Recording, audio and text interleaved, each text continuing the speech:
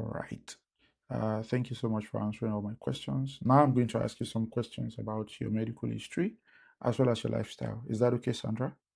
Yeah, that's fine. All right, Sandra. Do you have any medical conditions? No, I don't have any. Okay. Any allergies I should be aware of?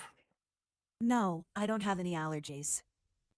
Okay. And are you currently taking any medications? No prescription medications. How about over-the-counter medications? Just vitamin C sometimes? Okay.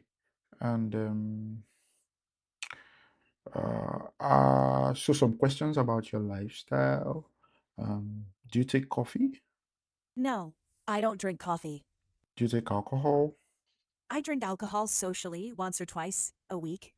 Okay. And how would you describe your diet? It's a healthy diet, I think. Okay. And do you smoke by any chance? No, I don't smoke. All right. Thank you so much for answering all my questions, Sandra. Would you mind if I consult my references so that I can give you the best recommendation? That's fine. By the way, Sandra, to the best of your knowledge, would you say you're pregnant? No, not that I know of. Okay. And are you breastfeeding at the moment? No, I'm not. All right.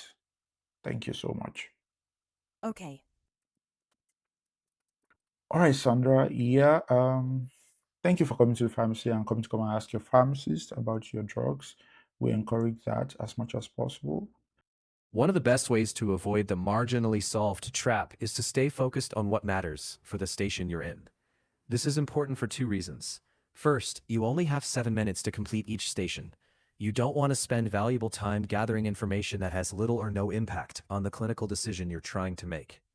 Second, asking irrelevant questions reduces the clarity of your communication. It doesn't inspire confidence in your clinical reasoning.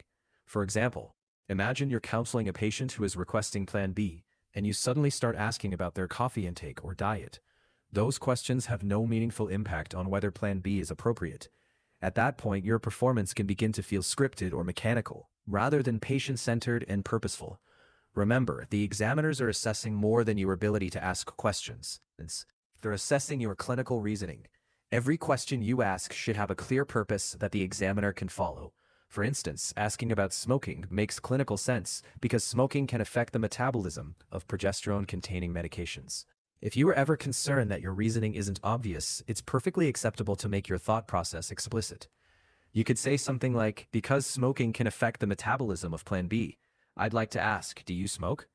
Doing this shows the examiner that your questions are intentional, clinically relevant, and guided by sound reasoning. Always remember, don't just ask questions. Ask the right questions, for the right reasons, and in the right sequence. That's what separates a confident performance from one that falls into the marginally solved trap.